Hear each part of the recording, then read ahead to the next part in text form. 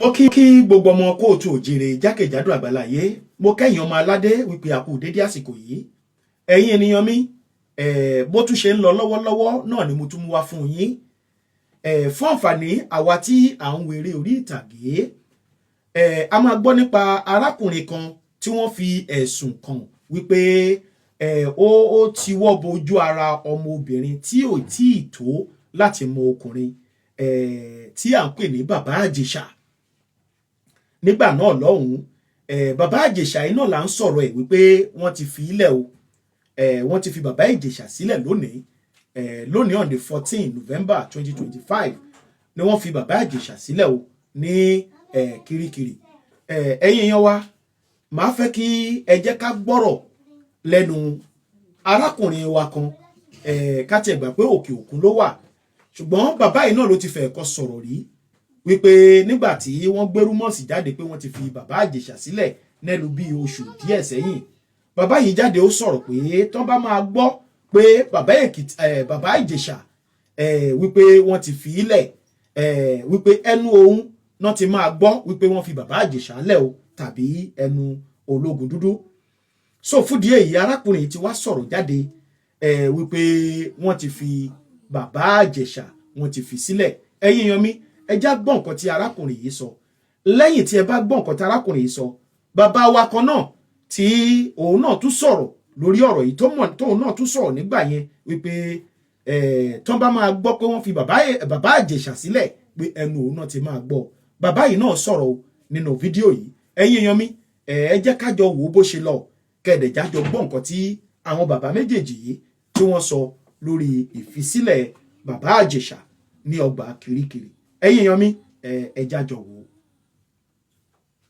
Just had the good news that my friend Baba Ijesha has just been released. This is all the way from Milan in Italy. And just to say congratulations, Baba Ijesha. The Lord shall continue to give you more reasons to celebrate and to rejoice. Welcome to a life of freedom, and may the Lord continue to bless you. Thank you for helping me from words of wisdom you've sent to me and shared with me over the years. Thank you very much, Baba Ijesha. God bless you.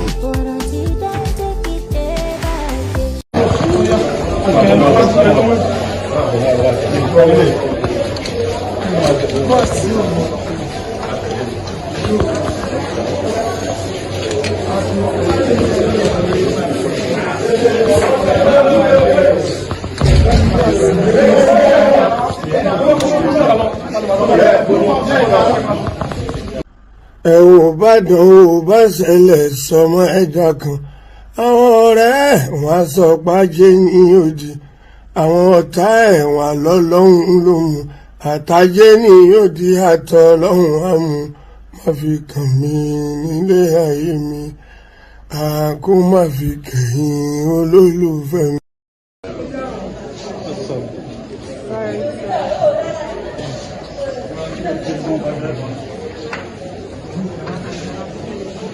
Pass.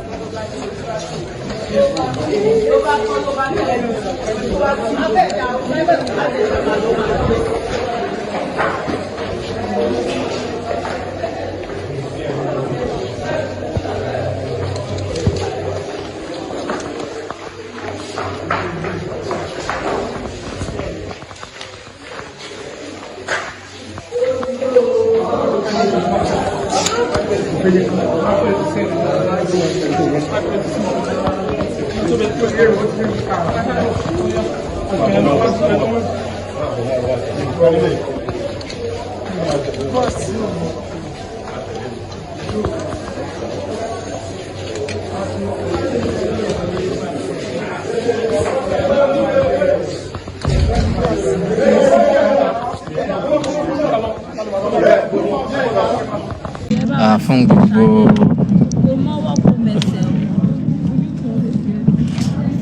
so far so good. I have not spoken to the media. Mo ti sọ̀rọ̀ sí media. Kí lorúkọ yín? Orúkọ mi ni Ewatomilola Ayeni. I'm the person in question. Ẹ̀gbọ́n mi ni. And last ìgbà tí ọ̀rọ̀ ti ṣẹlẹ̀, mi ò tí wá sórí social media. No, ọkùnrin. ìyẹn bàbá Ìjẹ̀ṣà. Okay, bàbá Ìjẹ̀ṣà. Àbúrò bàbá Ìjẹ̀ṣà ni. Àbúrò bàbá Ìjẹ̀ṣà ni mí. What does that mean? Ẹwà Tómilọ́lá lórúkọ mi. Ẹwà Tómilọ́lá kí ni? Ayẹni. Okay. Yeah, I'm a niece to him. Oh, okay. So ẹ jọ̀ọ́, mi ò tí sọ̀rọ̀ lórí social media. Gbogbo àwọn tó mi ò ready àti dárúkọ. But nǹkan tẹ́mi mọ̀ ni wípé ẹ̀san máa ké o. Ẹ̀san máa ké. Àwọn ìjọba dẹ̀kẹ̀dẹ̀rẹ̀ kan gbìyànjú kí ẹlẹ́ṣẹ̀ kó má kú sípò ìkà. Because agbẹ́jọ́ ẹnìkan dá àgbò òṣìkà ni. Kí ẹlẹ́ṣẹ̀ kó má kú sípò òṣìkà o. Torí nǹkan tí ó ṣẹlẹ̀ yìí kò mọwọ́ kò mẹsẹ̀. Káwo náà kí yóò péyàn pé lágbájá wa ẹ̀dẹ̀ set kámẹ́rà. Gbogbo nǹkan tẹ́ ti ní pé kọ́mọ yẹn ṣe ni ó ń ṣe. Fún ẹni yìí lórí ọ̀fẹ́ àti ẹ̀ ti sọ̀rọ̀ kẹ́ ẹ gbọ́ títí ẹ̀. Ó wà ń bẹ̀ nísìn ara ẹ̀ ò yá. Kò ní freedom, kò lè jáde. He can't do anything, it's just useless. The family too are useless, we can't do anything. Because we cannot leave our family to be in pain and we are happy. Kò possible. Ògbóná ilé wa nìyẹn kò dẹ̀ gbọ́dọ̀ wo. Mi ò ready àti dárúkọ anybody. I am not ready to mention name and I'm not going to mention name. But this person, tó bá yẹ pé ní tòótọ́, ní pé Ìjẹ̀ṣà ṣe nǹkan tó ṣe, ìyá ìyàwó ẹ̀ wà ń bíbá, ìyá ìyàwó ẹ̀ ò ní support ẹ̀ o. Defilement tán pariwo 7 years ago tí gbogbo èèyàn bá mọ nǹkan tó ṣẹlẹ̀ sí Ìjẹ̀ṣà tí àwa ẹbí ò lè sọ síta. Ṣùgbọ́n tẹ́ bá ṣe ríyàn pé wàṣọ tẹ́ ẹ̀ rí nínú fíìmù ẹ̀rọ ń pé ó ń live perfect life. Ìyọ̀ mélòó la fẹ́ lọ máa rojọ́ tèmi fún pé báyìí ni tó ṣe ṣẹlẹ̀, báyìí ló ṣe ṣẹlẹ̀, tá la fẹ́ ro tiwa fún. So these things has been happening that we have been keeping it in the family thing, and you decide to bring it to the public, and we are ready.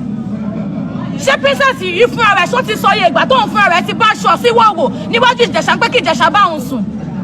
Torí pé Ìjẹ̀ṣà dájẹ́ ò lè jà ṣùgbọ́n lọ́ọ̀bùrò tó gbójúlé o. Ó ní òye ìgbà tí princess yìí fúnra rẹ̀ tó máa pe Ìjẹ̀ṣà pé ẹ níbo lo wà mo sí ọbẹ̀ ọ̀fadà tán. Baálé ilé tó níyàwó káṣí ẹ̀gbà tó yàwó ọ̀sìn Nàìjíríà ó dẹ̀ mọ̀ pé yàwó ẹ̀ wà ń bẹ̀ ó ní àbúrò ó lẹ́gbọ̀n. You claim to be a friend to somebody and you are also the enemy. Why are you a friend enemy to him? You said this person is your friend, you said you helped him, you said you this. Nígbà tí Ìjẹ̀ṣà lọ ṣe WAEC, ṣó mọ bí tí Ìjẹ̀ṣà ti ṣe WAEC? Torí you came to the social media and said ṣé ẹ̀ṣẹ̀ ní pé o help ẹ̀ lọ sí school. When Ìjẹ̀ṣà did WAEC, I drove him down to where he did his WAEC in Ikorodu. And you are claiming as if Ijesha depend on you. Please, I am begging the social media. I am begging the entire Nigeria. I am begging the government. Gbogbo ìjọba ni mo bẹ̀. Kọjọ, kí wọ́n jẹ́ ká fi ọwọ́ ká fi wo kíní ìdára ká farabalẹ̀ ká wo ẹ̀ṣẹ̀ yìí pé Ìjẹ̀ṣà kò lọ́wọ́ kò lẹ́sẹ̀ ní nǹkan tó fi ṣe. Okay, when you Bayomi said earlier, when you call somebody a pedophile, you should understand pé ẹni yìí ọmọ kékeré nìkan ló máa interest ẹ. Yes. Not àgbàlagbà. I have lived with him all my life. Kò dẹ̀ fọwọ́ kàn mí rí. At least I'm a distant family to him. He could say we are not born of the same father and the same mother and he should abuse me. But he never did so. He made me who I am today. I am who I am because of God and because of him. So tó bá yẹ pé yóò tó ń bá ọmọ kékeré sùn ni àbí nǹkan ṣe kíní kan, a ti máa gbọ́ ìròyìn ẹ̀. But torí pé wájú kíkẹ́ wọ́n fẹ́ do and tarnish, àwọn fẹ́ tarnish image ẹ̀. Ṣé ti bá bàbá Ìjẹ̀ṣà sọ̀rọ̀? Báwo ni wọ́n ṣe ń tọ́jú wọn sí níbi tí wọ́n fi wọ́n sí láàmú? Kò síyàn tí ó ní ìtọ́jú nínú àhámọ́. Torí kò ń ṣe lè bàbá ẹ̀ kò dé ṣe lé ẹ̀. Kò síyàn tó máa tì mọ́nú ilé tínú ẹ̀ máa dùn. Abọ́sibọ́sí pé kò rí ta, kò rọrùn, kò rí anything. Ó kàn ń gbé bí ẹranko tó fi ajá gan tíyàn bá tọ́jú ajá sínú cage. Tó bá tó time kan yàn á free ẹ̀ pé ó yá ṣeré, play around. Not to talk of a human being who has the right to freedom. You said something the other time that even Princess herself at numerous times has... Yes, and I will say it even to her front. Okay, tell numerous times she has off herself. Princess herself, Princess Adebisi, the comedian you know, has off her clothes that Ijesha to have sex with her. So because you said Ijesha refused you because he's a married man, you now said you are going to show him. The other day, lọ́jọ́ náà, Yorùbá ló fi sọ, màá fi ayé wọn ẹ̀, ṣe bó ti fa ayé wọn sí. Kóhùn náà kó má kú mọ́. Òun fúnra rẹ̀ náà tó lóun fẹ́ fa ayé wọn sí, kóhùn náà má kú mọ́. Ṣùgbọ́n àtìyàn tó jẹ́, àtìyàn tí ò mọ̀ nípa ẹ̀, Ọlọ́run má jẹ́ kẹ́lòmíì kó sán, ìkọ̀kọ̀ gbọ́dọ̀ ṣe láre, ìkọ̀kọ̀ gbọ́dọ̀ ṣe Ìjẹ̀ṣà. Torí gbogbo eré tí wọ́n sá, wọ́n gbé àǹtẹ̀ ẹ̀bẹ̀, ẹ̀ jẹ́ kó rí àyè jáde. Ìgbésẹ̀ omi ó kàn tẹ́ fẹ́ gbé pẹ̀lú ìtìlẹ́jọ́.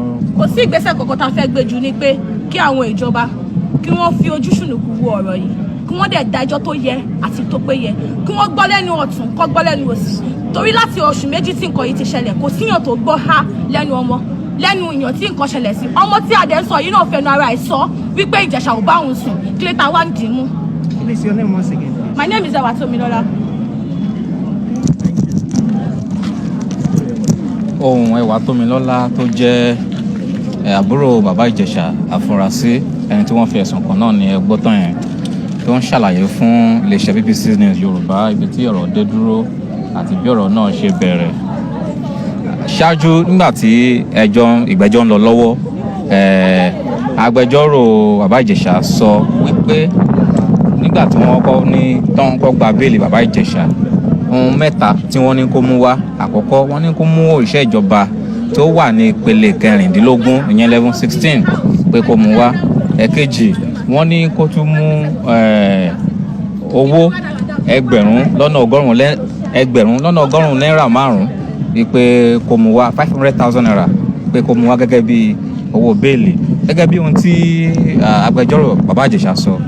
Nínú ohun mẹ́ta tí wọ́n ní kán mú wá yìí onídùúró nìkan ni wọn ò rí ìyẹn ẹni tó jẹ́ òṣìṣẹ́ ìjọba tó wà ní ìpele 16 yẹn level 16 gẹ́gẹ́ bí agbẹjọ́rò náà ṣe sọ nílé ẹjọ́ ṣáájú ó sọ pé wọ́n kọ́kọ́ rí ẹnì kíní tó ṣe tán láti dúró fún bàbá Ìjẹ̀ṣà ṣùgbọ́n ẹni náà ó yí òun padà nítorí gbogbo bí ọ̀rọ̀ ṣe ń lọ lórí ayélujára bí wọ́n ṣe ń fa gbàgbó bó ṣe ń lọ wọ́n sì lè dárúkọ òṣèré tíátà kan tó tún jẹ́ ojúgbà bàbá Ìjẹ̀ṣà tí wọ́n ní ó ń pariwo lórí ayélujára gẹ́gẹ́ bí ohun tí wọ́n sọ ẹni náà ní òun ṣe onídùúró mọ́ nítorí ọ̀rọ̀ tó ń lọ. Wọ́n ní wọ́n tún rí ẹlòmíràn ṣùgbọ́n ẹlòmíràn yẹn tún sọ pé òun tún ṣe onídùúró mọ́ ìdí rèé tí wọn kò ṣe ráyè gba béèlì bàbá Ìjẹ̀ṣà ṣáájú ṣùgbọ́n báyìí agbẹjọ́rò bàbá Ìjẹ̀ṣà wá sọ fún adájọ́ májísírèètì náà pé ó jọ̀ọ́ kó jàre nítorí pé ara bàbá Ìjẹ̀ṣà yóò dá pé kó fi sílẹ̀ nítorí ìlera ara rẹ̀ wípé kó fi sílẹ̀ ṣùgbọ́n adájọ́ ní pé ọ̀rọ̀ náà ó ti kúrò ní kàwọn nítorí pé àwọn tó ń ṣiṣẹ́ ní ẹ̀ka ètò ìdájọ́ fún ìjọba ní ìpínlẹ̀ Èkó wọ́n ti kọ̀wé pé kí wọ́n gbé ẹjọ́ náà kí wọ́n gbé lọ sí ilé ẹjọ́ gíga. Gift, you got that number? You got that number?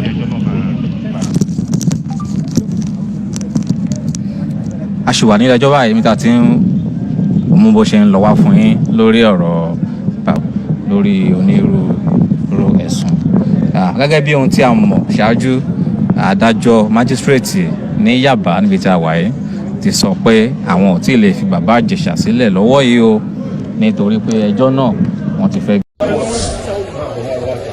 Those of you who knew that Olariwaju James Onyeka was a child molester, was a pedophile, was a rapist, and you also kept quiet. Gbogbo yín, you are going to share in that force. Láti èyí lọ, ní jèrè àwọn ọmọ yìí bẹ́ẹ̀ lọ. Mrs. Omikunle Funmilayo, I put everything on hold for you. I supported you. You saw Baba Ijesha. Why didn't you give it to him? Your own daughter that was married to him stayed completely away from me. Even when he asked me to come and beg her in London, and I mentioned she didn't want to, and I kept on asking Mama, how come your daughter doesn't even want to have anything to do with this person? You say you don't know. Weeks before then, you said on your set, and I quote, Larry, on she I was like, what? Let me tell you one thing that you don't know. Tradition says respect your elders. Yes, whatever the elders say is okay. That's tradition, that's culture. But it doesn't blind us to the truth. It doesn't say that there are some elders that are not evil. And if you are evil, evil is coming for you. Evil ti dé fún yín, ó ti wọ inú ilé yín. Bẹ́ẹ̀ ni mo sọ fún ẹ. Funmilayo Omikunle àdàbí tí mi ò bá fi tọkàntọkàn ṣe fún ìwọ àti àwọn ọmọ ẹ. After coming to my house to weep, to roll on the floor, to bring Ijesha to beg me, you had the effrontery. Láti máa wá sí court. Wọ́n lè ń dáwó ẹ̀ka lọ́ọ̀yà. Mo wò yín. I don't mind anybody betraying me. That's me. But you have the effrontery to join somebody who is a rapist, who has destroyed lives of a lot of young people. Let me tell you, Nothing can excuse it. Ben mo sọ fún yín. Madam Idowu Phillips, aka Mama Rainbow. Ẹni tó bá mọ̀ yín kó lọ sọ fún yín. Mo sọ fún yín, èmi Princess Oluwadamilola mo sọ fún yín Idowu Phillips, aka Mama Rainbow. You know I know you very well. Ẹ jẹ́ ká gbé ọ̀rọ̀ Gbàdámọ́sí sẹ́gbẹ̀. Ẹ jẹ́ ká gbé ọ̀rọ̀ pé you said, oh, you are a... Mo sọ fún yín, èmi Princess Oluwadamilola mo sọ fún yín Idowu Phillips, aka Mama Rainbow. You know I know you very well. Ẹ jẹ́ ká gbé ọ̀rọ̀ Gbàdámọ́sí sẹ́gbẹ̀. Ẹ jẹ́ ká gbé ọ̀rọ̀ pé you said, oh, you are a nurse, which we know you never. Àwọn tí ò mọ̀ yín ló máa mọ̀ yín. I'm telling you now, Madam Idowu Phillips, when you were in Odunfa, I'm on yín. All the people that you thought you were guarding, especially Sake, involved in, molesting girls, doing all that. Ẹ wo bí, ẹ̀yin ará Odunfa, if I'm lying, you will know there is this song you used to sing.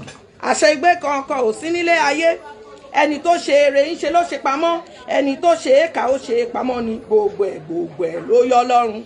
Kò jẹ́ fi gba kan ọbọ̀. Yes, I registered there myself in that Odunfa because then they were the in thing. I approached Yinka Quadri and Ogogo. Board paid for the form, everything. And I told them, I'm already an actress, so I don't need to come for your reality. But I had to leave because of two people calling you in Ebute Meta in that Odunfa. You are not, it's not a new thing, Mama Rainbow. But what shocked me about you, Mama Rainbow, Idowu Phillips, is the fact that Ọlọ́run mo sori molade tún wọn la ṣe tí èmi àti yín jọ ń pè ó ń dúró dé yín. Ẹ pera yín ní ìránṣẹ́ Ọlọ́run, Mama Rainbow. Ẹ pera yín ní ìránṣẹ́ Ọlọ́run. Ẹ jẹ́ kí n sọ fún yín, tí ẹ bá lọ tọrọ ìdáríjì ẹ̀ṣẹ̀ lọ́dọ̀ Ọlọ́run, kí n dẹ̀ rí k'Ọlọ́run fi hàn mí pé yes, Princess Idowu Phillips ó ti tọ́. Tí ẹ bá lọ túbá fún gbogbo ẹlẹ́dàá àwọn ọmọ tí Ìjẹ̀ṣà ti ṣèkà fún, tẹ wá pè mí, tẹ pretend, tẹ wá lọ lẹ́yìn mi, tẹ lọ ń bà mí jẹ́, tẹ bẹ̀rẹ̀ sí ní sọ̀rọ̀ débi pé ẹ lè mú mọ́ra, ẹ bẹ̀rẹ̀ sí ní shatter mi. You went on the news. Idowu Phillips, Ìyá Rainbow. Ọlọ́run mo sori molade tún wọn la ṣe. Ọlọ́run SBG Ọ̀ṣọ́fà, Ọlọ́run Babalọ́lá, Ọlọ́run Jacob, Isaac àti Abraham. Adágbére fún yín, ẹ̀mí mọ́ adágbére fún yín pátá. Lost all hope. One of them was almost suicidal. You think coming online and bullying people, it ends there? No, it doesn't. You think coming online and just typing whatever you want to, you think it doesn't end there? Ní lọ bẹ́ẹ̀ ni mo sọ fún yín. Gbogbo ègún tó wà nínú Bíbélì kó máa jẹ́ ti Akeem Odumosu, kó máa jẹ́ ti Yomi Fabiyi, gbogbo àkọ́bí yín, gbogbo ọmọ tó ti ara yín jáde, ní jèrè wọn. Bẹ́ẹ̀ ni mo sọ fún yín. Bẹ́ẹ̀ ni mo sọ fún yín. Akeem Odumosu, you know what you told me? After you threatened me, you said to me, you said, Madam, what do you want? You want to do something? You want to say something? I said no. You said anyway. If the public gets to know about what happened yesterday, what did you say? You said you would defend yourself. You said because what? You said you really know the law. Akeem Odumosu, I don't know the law, but I know God. And God has his laws. Nobody does what you did to the survivor. You disgraced the survivor in the presence of almost 12 people. This year, Adegoke was there. O.C. Jeddah was there. There was a press guy there. In the presence of the molester, you were asking, did you forget? The child was shaking. You started dehumanizing her. Akeem Odumosu, wàá rí ìbínú Ọlọ́run ó ní mọ bí tó ti wá. Ṣé rí gbogbo agbára tẹ́ni, gbogbo ìbọn tẹ́ni, kò lè gbà yín sílẹ̀ o, because pé mi ṣe wà yìí, mo ready. Tẹ́ bá fẹ́ pa mí, you can go ahead. Yes, Akeem Odumosu, you have threatened me. Yes, you have threatened my life, you threatened my family, and I have witnesses. Yes. And your PR, what's the name? Muiwa. You need all that kíákíá. Go and look for a way to go and talk to God, so that God will begin to forgive you. Putting news in the papers out there so that Oma Sope a warning just for recognition, not verifying. It's wrong. Bible is against it. Erieke giving false witness. Bible is against it. That is the judgment of the courts. The judgment of God has already started. Shebi, you count the number of people that came with Yomi. The people he went. All of I know Abiki Lekperayin. Mo ti sọ fún yín pé ọ̀fà iná yẹn ló máa bá ayé yín jẹ́. Egba. Now, in the Yoruba movie industry, you want to talk about rape, you want to talk about sex for role. Let's even, if I mention your name, if I mention your name and you are sure of yourself, come. I will look for a way to add this live video. Come and tell me that, princess, you are lying. Yinka Quadri and what's his name? Mr. Latin. Yes. Yinka Quadri and Mr. Latin. Please. Did I not call you some years ago? Yes. Adebola, Lizzie J. I'd accused somebody of, you know, sexual harassment. I called you. Yes. I called you. What did you tell me? Any only Basheman CLM Akwe Emma Bouncer. And I told you, 4 people in your industry, 4 ladies had already accused Abe of sexual harassment, of rape, even of bondage. And I told you, and you said you will look into it. What have you done? Yes, tell Yinka ko emi ni mo sọ bẹ́ẹ̀. Latin, tẹ́ bá wà ẹ jọ̀ọ́ Alhaji, ẹ bọ́ sọ kẹ́ sọ fún mi pé princess ò pè wá. Because tí bá ń dákẹ́ mo kì í ṣe ọ̀dẹ̀. I'm just somebody that I feel like if we can talk one-on-one. But you people, you push me to the wall. Ẹ sọ pé mi ò sọ fún yín. Ẹ sọ bẹ́ẹ̀. Ẹ wá rí ìbínú Ọlọ́run. And since they reported to you that Abe has been sexually harassing people, he raped this person, he even went ahead after raping and bonding that girl to telling people not to use them. Ẹ jọ̀ọ́, what did you do? You first said Oshomo Egbewa. You see that slang that you people say. You think because you are a particular age, you are not untouchable. We respect you because culture dictates you respect your elder. But that does not mean if that elder is a beast, you should not speak up. And I said to you, don't say that. There's a director in your midst. Everybody, 4 people have accused him of rape, and you are there saying, I can buff him. Look into it and sort it. And that's why you see a lot of young ladies. They just look for money and call you people. See me. Joy. Even if they sentence Olariwaju to 50 years, he's not going to return what he took. You took my joy. Ẹ ò ní ní ìsinmi. Àdàbí tí mi bá sí Ọlọ́run ló kù. Àdàbí tí Ọlọ́run bá fọwọ́ sí pé ká ṣe ìjàmbá fún ọmọ wa. Àmọ́ tí kò bá rí bẹ́ẹ̀, gbogbo ègún inú Bíbélì ó jẹ́ sí mi. You took my joy. You took my joy. Ẹ ní ní ìsinmi. Ẹ ní ní ìsinmi. Bí ẹ ṣe ń pa mí lẹ́kùn lọ́kùnrin, ẹ ní ní ìsinmi. Akeem Odumosun, Yomi Fabi, ò ní ní ìsinmi. Ò ní ní ìsinmi. Ọláríwájú, ìyà ìṣẹ̀ṣẹ̀ bẹ̀rẹ̀. Gbogbo èèyàn tó jẹ́ orúkọ mọ́ ẹ láti èní lọ, wọ́n dẹni ègún, wọ́n dẹni ìfibú, wọ́n dẹni ìtanù. Láti èní lọ, you took my joy. Rape is evil. Rape is evil. Rape is evil. Nobody can return what the victim loses. Rape must stop. It must end. Come to my DM, you call me fool, call me uprooted names. Any sin. If God had not given me self-control that day, and I had stabbed Larry, or I allowed him to jump off my corridor like he asked for, you people would have said she's a murderer. But God Almighty, who saw my heart, just give me that self-control. I'm still in shock. Who does this? This person came to my house for help when I was down and out. And I know I have my faults. Because a lot of times, even people close to me will tell me, Princess, you can't help everybody. What do I have? I don't have anything.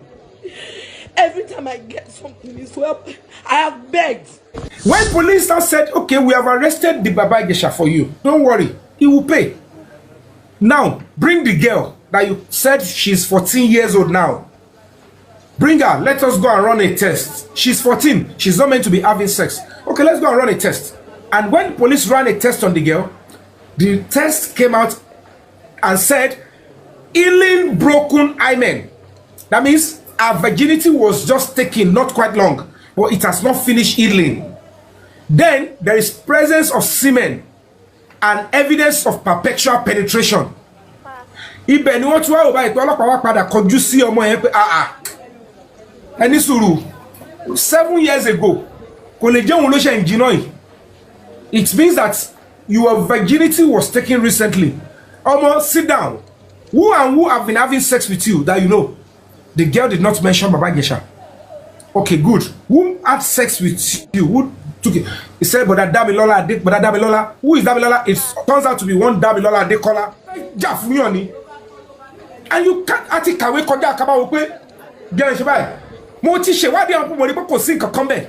Wọ́n àwọn tó wà ń di kíní ẹ̀ wọ́n mo fọlọ́ bàbúrà èèyàn tó tún wà ń bẹ̀ tó tún ṣe bẹ́ẹ̀ tó gbé fúkẹ́ díẹ̀ kò lè gbà kẹ́ gbé dá orúkọ òun sí. He will spend everything to remove his name.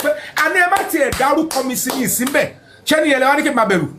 Ìwọ tó wà ń di kan tó lè jáde pé mi mo dúró tì wọ́n. They only package the whole stuff to cause distraction and division and diversion. So as gbogbo yín, and they have people that can play on social media. Each of the people involved, they formed a common ground. Gbogbo the only presence on the social media. One day the ibi agbára yẹn ti bọ̀ social media ni, ibi tí phone yẹn ti bọ̀ social media ni. Let us start creating division. Wàá kọ mú conspiracy theory kan wá dá síta. Ìwọ lọ dá ní wọn rú lọ́jọ́ lé síbẹ̀. Because when there is too many division, the government will be tired. Police will be tired because police will fake ma gba wọn song. Let's go straight. Ẹ̀yin la fẹ́ ràn lọ́wọ́, ẹ̀yin lẹ pariwo síta pé you want justice. Ẹ̀yin náà lẹ tún parọ́ fọ́lọ́pàá. Ẹ̀yin náà lẹ gbáwájú lẹ gbẹ̀yìn. Ìyá ń gbà bí, bàbá ń gbà tọ̀hún, àbúrò ń sọ báyìí. Ta lẹ fẹ́ sọ di basket. Gbogbo èèyàn tó ti fẹ́ wọ́ òtọ́ di kéèsì látòrí bàbá Mohbad ni wọ́n ti sọ di àkúdà. Wọ́n ti try láti demonize. Èmi kò jẹ́ pé ó yá wèrè ni. Tó bá yẹ pé actor mi ni, ó ti jápa ti pẹ́ tí ó wà yẹ pé calling rẹ̀ ni.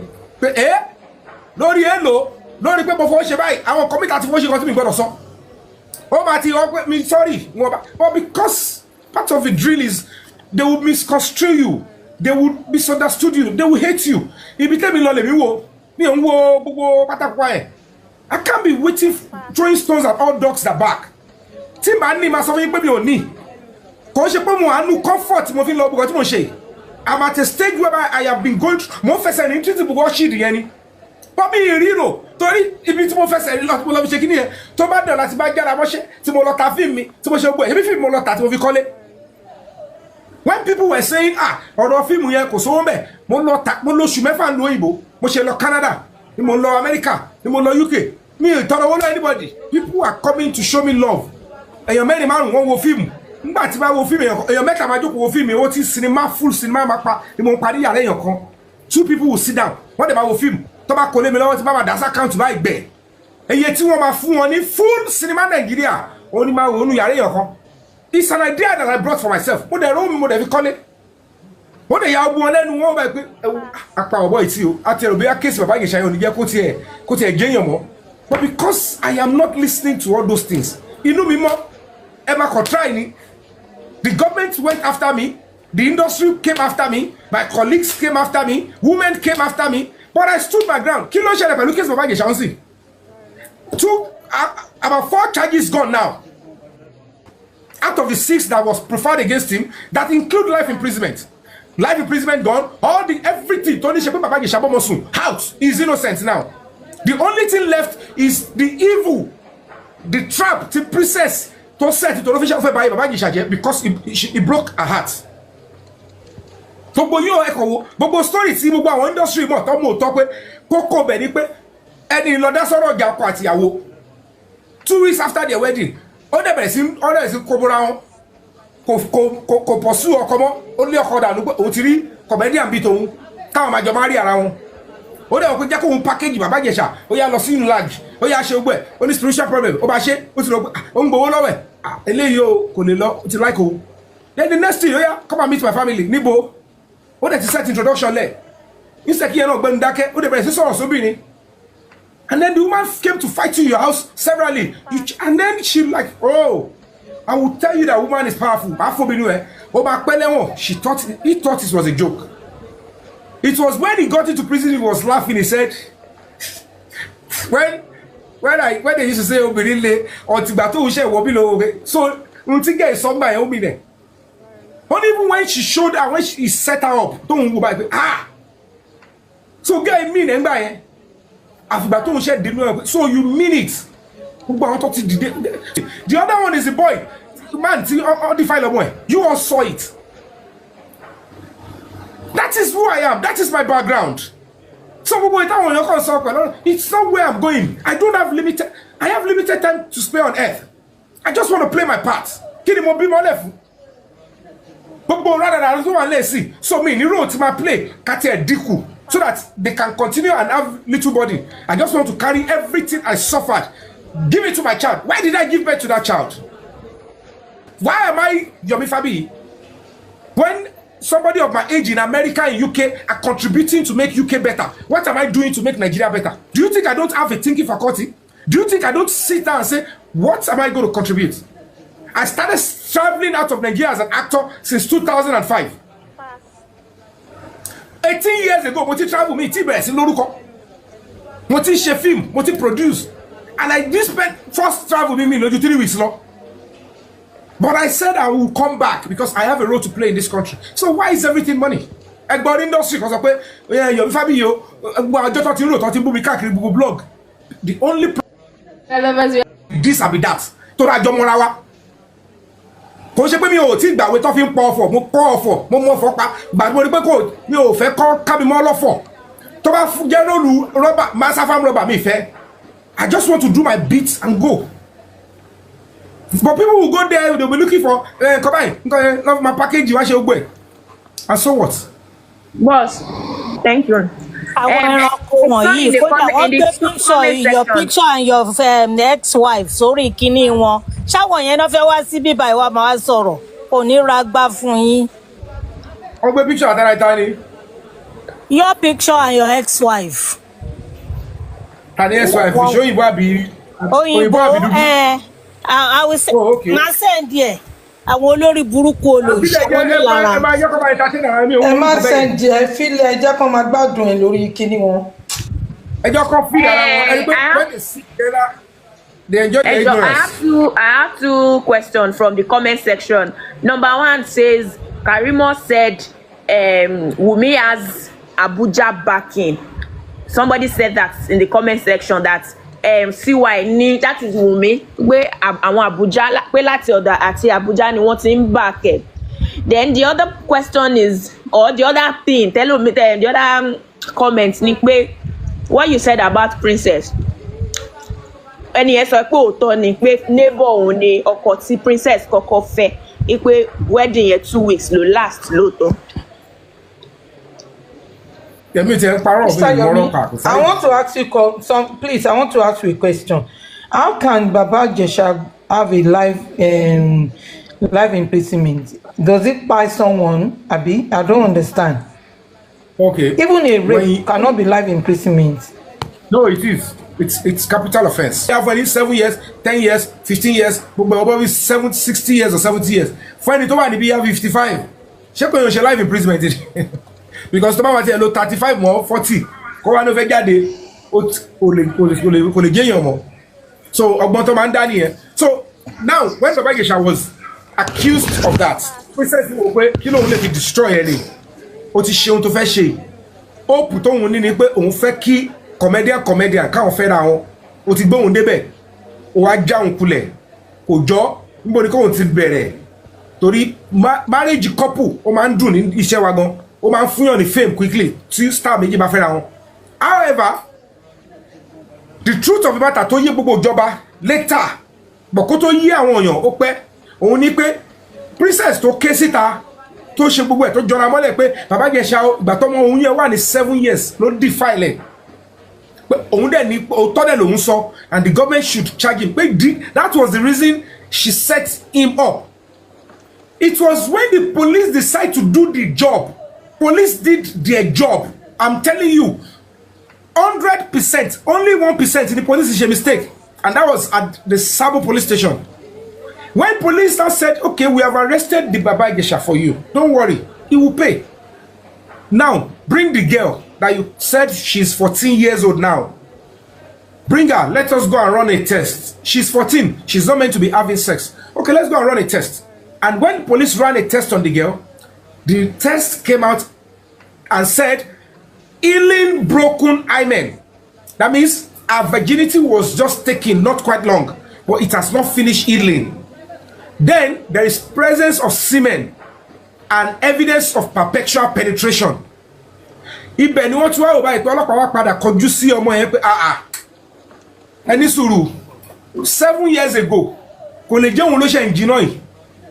it means that your virginity was taken recently. Almost sit down. Who and who have been having sex with you that you know?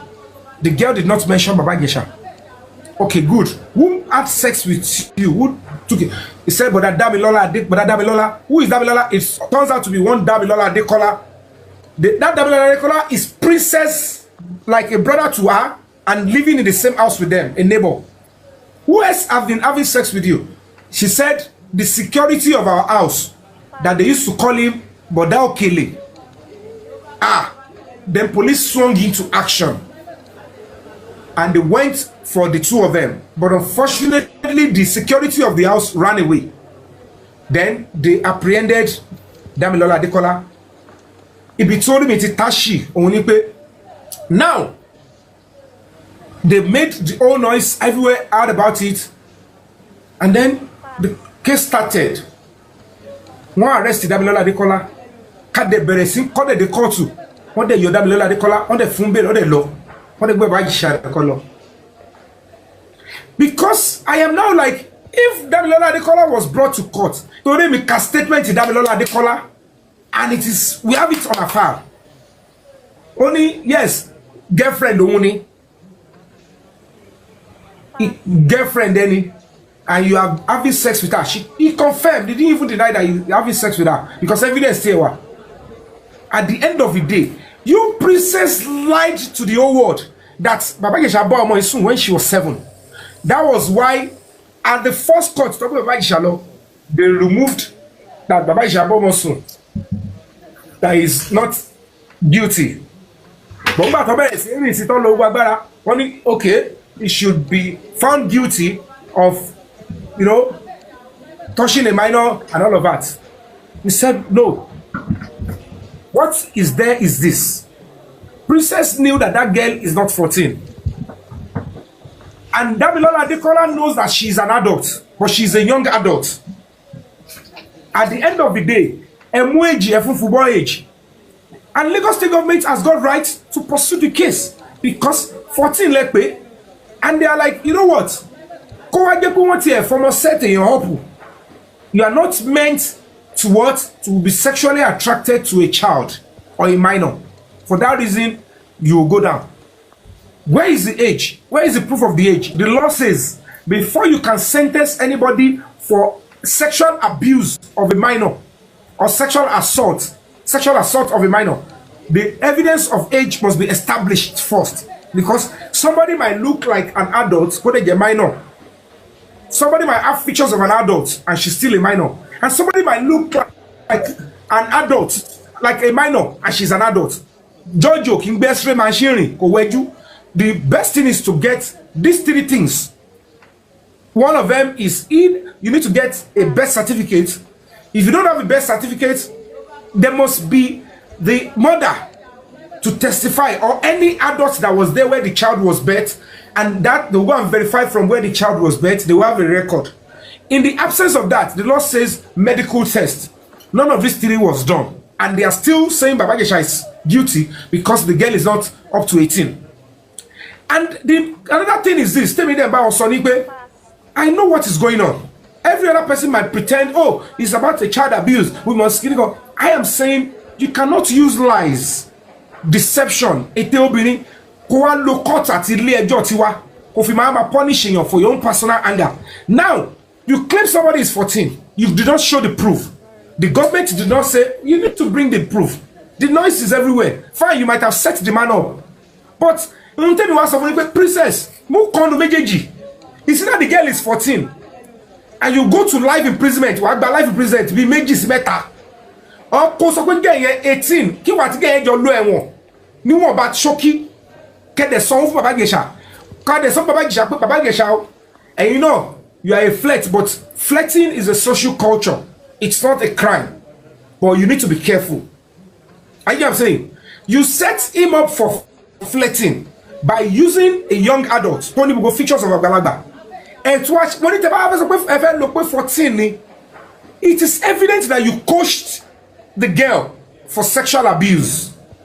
Sitting a child down, sitting a minor down, say, I want you to have sex with this person. I want you to open your body for this person to do it. I want to record it for whatever purpose is a criminal offense punishable with life imprisonment.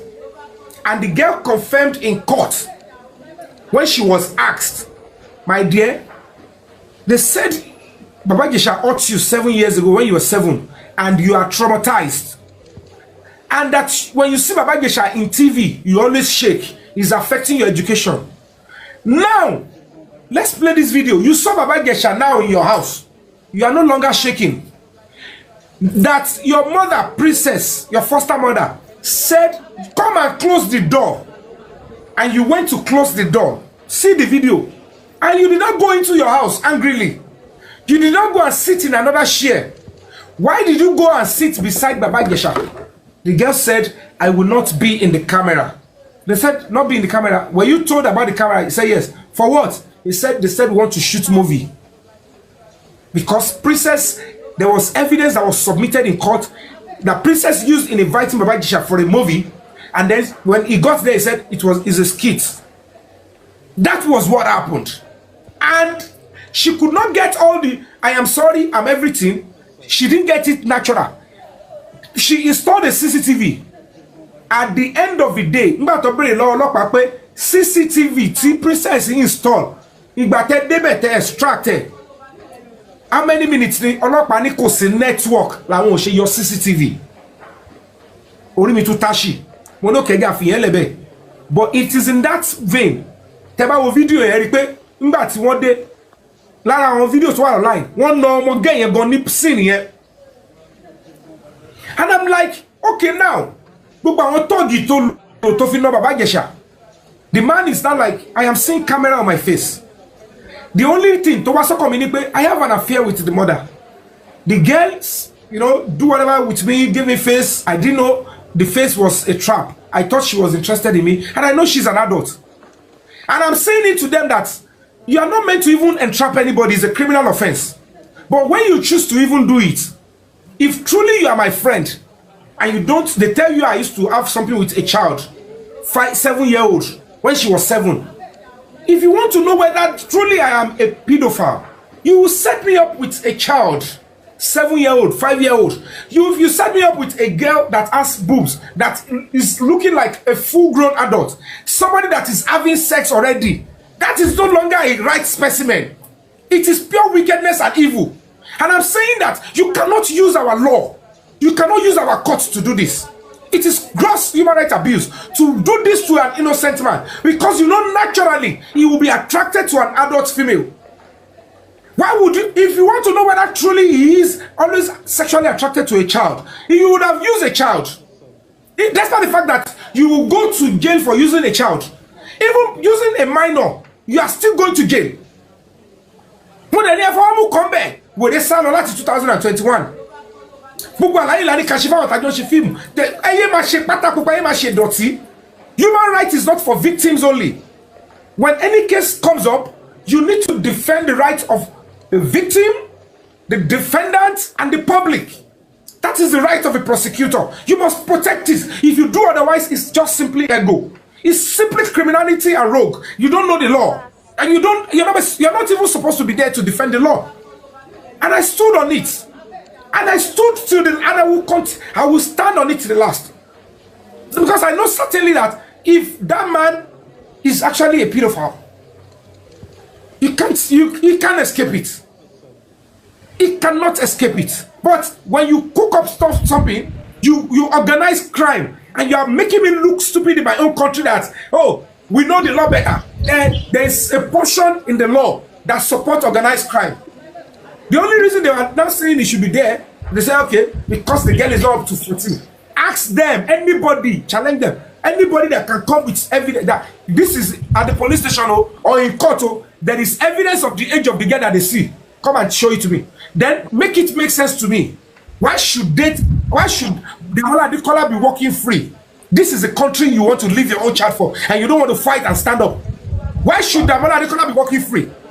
Why is Okele still out there walking free? And the girl is looking at all those women and say, inú ilé tó ti ń bá mi sùn láti 2020 ìwọ ìyá tó ló ń jà fún mi gbogbo ẹ̀yin obìnrin tẹ́lẹ̀ ń jà fún mi it's the same house the same security ilé wa Òkèlè tó fún mi lórílẹ̀ méjì tó ṣẹ́yìn fún mi òun ló ṣílẹ̀kùn fún bàbá Ìjẹ̀ṣà ẹ mọ́lọ́pàá ẹ fi mú lọ ẹ máwọn yẹn.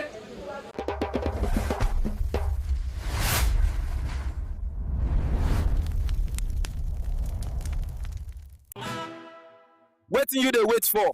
If you never subscribe to Arole Baba 1010 Media and TV, you dey miss street gist.